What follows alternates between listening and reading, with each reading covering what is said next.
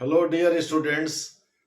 आज मैं बिहार से रिलेटेड चर्चा करूंगा। बिहार में राजनीतिक जो उठापटक जारी है, जो खास करके मीडिया में लड़ा जा रहा है, उस पर मैं चर्चा करूंगा। उसके बाद महाराष्ट्र का जिक्र किया जाएगा, लेकिन सबसे पहले बिहार। तो आप देखिए, बिहार में बहुत सारे चैनल ये दावा कर रहे थे कि नीतीश कुमार फिर पलटी मारने वाले हैं, जबकि उधर से लालू यादव जी और तेजस्वी यादव के बयान अलग अलग थे। तेजस्वी यादव यहाँ तक कह दिए कि अब नीतीश कुमार जी के लिए दरवाजा खिड़की सब बंद है, जबकि लालू यादव सब खोल करके उनका इंतजार कर रहे थे। लालू यादव जी को ये पता है कि पिछड़े, दलित और अति पिछड़े में खास करके यादव को छोड़ करके सभी जातियां नीतीश कुमार के साथ चली जाती हैं। बिहार में चूंकि पूर्वी यूपी की भांति ही जाति प्रोमिनेंट है, इस वजह से बिहार में लालू यादव जी पुराने राजनीतिक मजे हुए खिलाड़ी हैं और नीतीश कुमार भी मजे हुए खिलाड़ी हैं। तो लालू यादव जी इस बात को जानते थे कि वही कुर्मी, कोयरी, कुशवाहा या अन्य महादलित मुसहर वगैरह का या पिछड़ी जातियों में यादव को छोड़कर अन्य जातियों के वोट जो है वो नीतीश कुमार के आने के साथ चले आएंगे, जिससे हमारी सरकार बन जाएगी। हालांकि तेजस्वी यादव के मन में कोई कुंठा है, कोई गुस्सा है, जिससे वो नीतीश कुमार के लिए दरवाजा खिड़की सब बंद कर रहे थे। लेकिन सच्चाई ये है कि नीतीश कुमार जी एक मजे हुए खिलाड़ी हैं राजनीति के, और 1995 से एनडीए के घटक दल में है। बीच में एक दो टर्म छोड़ करके जब वो आरजेडी के साथ यानी यूपीए के हिस्सा बन गए थे, लेकिन जब उनको लगा कि इंडी गठबंधन में कुछ है नहीं, उसका कन्वीनर भी उनको नहीं बनाया जा रहा है, तो उन्होंने अपने राजनीतिक दांव का धुबिया पाठ चल दिया, यानी यूपीए या इंडी गठबंधन से अपना पीछा छुड़ा लिया। हालांकि इंडी गठबंधन उन्हीं के दिमाग की उपज है, इसीलिए इसकी पहली शिखर बैठक पटना में ही हुई थी, दूसरी बैठक इसकी बेंगलुरु में हुई, तीसरी मुंबई में हुई। बहरहाल नीतीश कुमार जी बहुत शातिर आदमी, उनको पता है कि 12 अगर सांसदों को लेकर के वो अलग भी हो जाते हैं। हालांकि 12 सांसद इस बार अलग नहीं होंगे, इनमें से कई ऐसे हैं जो नीतीश कुमार का साथ छोड़ेंगे, खास करके जो कैबिनेट में हैं।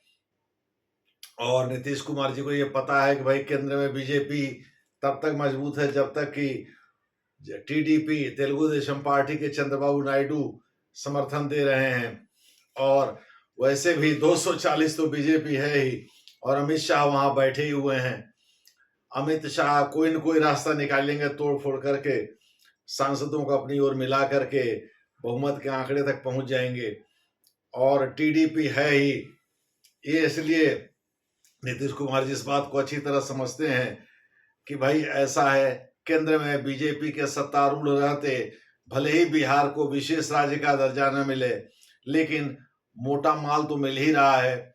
और नीतीश कुमार को इस समय मोटे माल की जरूरत है। स्टूडेंट्स अनरेस्ट, जो बीपीएससी खिलाफ स्टूडेंट्स पटना में विद्रोह कर रहे हैं, और प्रशांत किशोर का राइज राजनीति में, जनसुराज पार्टी का राइज, मुस्लिमों का शिफ्ट होना जनसुराज पार्टी की ओर, और लालू यादव की खिसकती जमीन, लालू यादव के गिरते स्वास्थ्य के कारण, और तेजस्वी यादव का उभार, ये सब ऐसी चीजें हैं जो नीतीश कुमार को परेशान कर रही हैं। उनको पता है कि अगर हम जाएंगे इंडी गठबंधन में तो हो सकता है तेजस्वी यादव की महत्वाकांक्षाएं फिर जग जाएं और वो कोई खेला करने की स्थिति में हो, यानी सत्ता बनाने के लिए, मुख्यमंत्री बनने के लिए बिहार का कोई खेला कर दें।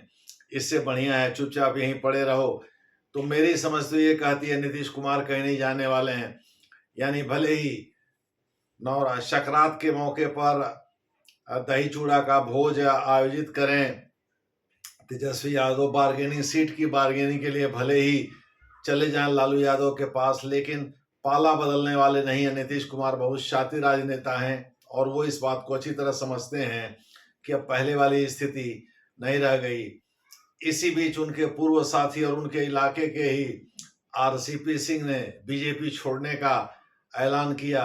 हालांकि अभी तक औपचारिक रूप से ये बात स्पष्ट नहीं हो पाई कि आरसीपी सिंह बीजेपी का साथ छोड़ रहे हैं कि नहीं छोड़ रहे हैं। इसलिए उनके काउंटर के लिए उन्हीं के इलाके के एक अन्य कुर्मी जाति को नीतीश कुमार ने अपने बाद का व्यक्ति घोषित कर रखा है जेडीयू में, जनता दल यूनाइटेड में। और नीतीश कुमार को ये पता है कि अगर बीजेपी साथ में रहेगी तो एनडीए में कुर्मी, कोयरी या पिछड़ी जातियों के वोट तो उनको मिलेंगे ही, सवर्णों के वोट भी उनको मिल जाएंगे।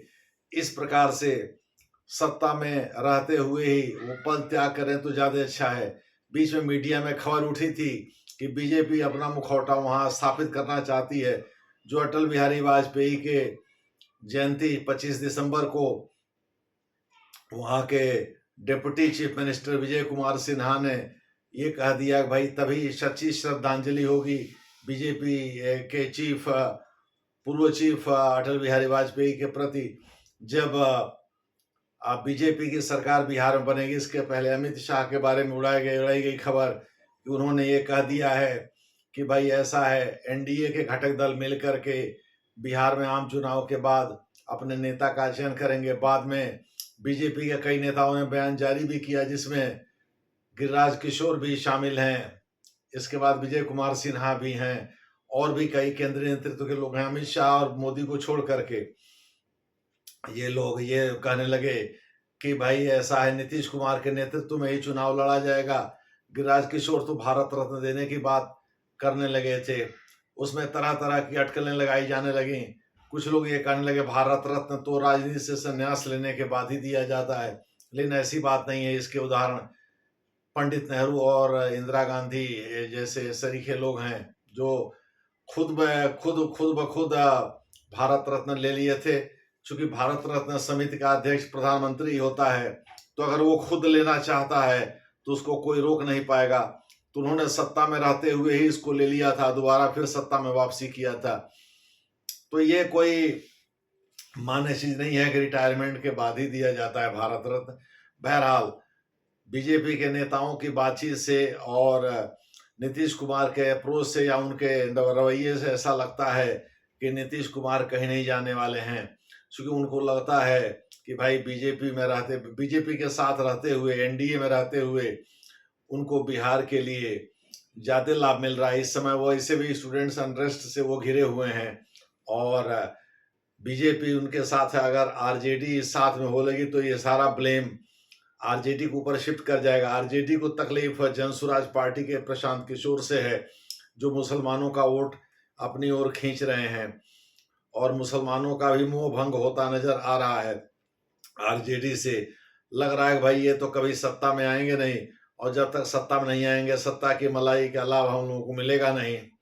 तो इस प्रकार से मोटे तौर पर बिहार में नीतीश कुमार ही रहने वाले हैं और मुझे लग रहा है पद पर रहते हुए वो अपना पद त्यागेंगे। अब शारीरिक रूप से उतने सक्षम तो नहीं रह गए हैं, 75 के होने जा रहे हैं। उसके बाद उनकी स्थिति कैसी होगी ये कहना मुश्किल है। 80 पार के बाद वैसे भी नेता अक्षम हो जाते हैं। मल्लिकार्जुन खड़गे और शरद पवार जैसे लोग थोड़े से अपवाद हैं। अभी हम शरद पवार के बारे में भी दूसरे वीडियो में चर्चा करेंगे। मोटे तौर पर हम कह सकते हैं कि नीतीश कुमार जो पदयात्रा निकाल रहे हैं, उस पदयात्रा का उद्देश्य लोगों में राजनीति के प्रति जागरूकता पैदा करना ही है। साथ ही एनडीए के द्वारा किए गए विकास कार्यों के प्रति लोगों को आकृष्ट भी करना है। तो मुझे लगता है तेजस्वी यादव उन पर तंज कर रहे हैं कि भाई ये वास्तव में ये इनकी अंतिम विदाई की यात्रा है, प्रगति यात्रा नहीं है, अंतिम विदाई की यात्रा है। तो इस प्रकार से तेजस्वी यादव का अपना अलग रुख है। हालांकि वो उनके पिताजी यानी लालू यादव जी राजनीति के मजे हुए खिलाड़ी हैं, वो अच्छी तरह से चीजें समझ रहे हैं कि अगर तेजस्वी यादव के लिए कोई जमीन बनाना है तो नीतीश कुमार का साथ रहना जरूरी है। लेकिन उनको ये भी पता है भाई जिस समाजवादी आंदोलन से वो निकले हुए हैं उसी आंदोलन से नीतीश कुमार भी निकले हुए हैं, और नीतीश कुमार एनडीए के साथ लंबे समय तक रहे हैं। एक समय ऐसा था कि वो नरेंद्र मोदी से बहुत चिढ़ते थे, उनके साथ आयोजित भोज को भी कैंसिल कर दिया था, लेकिन अब उनके साथ हैं और नरेंद्र मोदी भी थोड़े से मॉडरेट हुए हैं। तो मुझे लग रहा है नीतीश कुमार जी, सबके बावजूद कि गांधी की आलोचना हुई, कुछ मामलों में अंबेडकर को लेकर के अमित शाह ने पार्लियामेंट के अंदर जो कुछ भी कहा राज्यसभा के अंदर, वो पचने वाली बात तो नहीं थी नीतीश कुमार के लिए। लेकिन फिर भी इन सब के बावजूद भी नीतीश कुमार को लगता है कि एनडीए के साथ रहना ही श्रेयस्कर है, क्योंकि हमारे समर्थन वापस लेने के बाद भी एनडीए की सरकार केंद्र में जाने वाली नहीं है। तब हो सकता है मोदी और उग्र रूप धारण करें और एक तरफ चिराग पासवान को काउंटर बैलेंस करने के लिए उनके करीबी एक पांडे जी हैं, उन पांडे जी के ऊपर भी छापा पड़ा है। तो मोटे तौर पर आप ये कह लीजिए नीतीश कुमार जी को लगता है कि भाई मोदी नहीं चाहते हैं कि हम एनडीए से लगे, भले ही अमित शाह का नजरिया कुछ और हो, लेकिन शीर्ष जो नेता हैं मोदी साहब, वो नहीं चाहते हैं कि हम एनडीए से बाहर जाएं। तो जितना लाभ बिहार के लिए हम एनडीए में रहते हुए ले सकते हैं, उतना इंडी गठबंधन में रहते हुए नहीं ले पाएंगे। और इंडी गठबंधन में क्या भरोसा, टूट फूट हो ही रही है, बिखराव हो ही रहा है।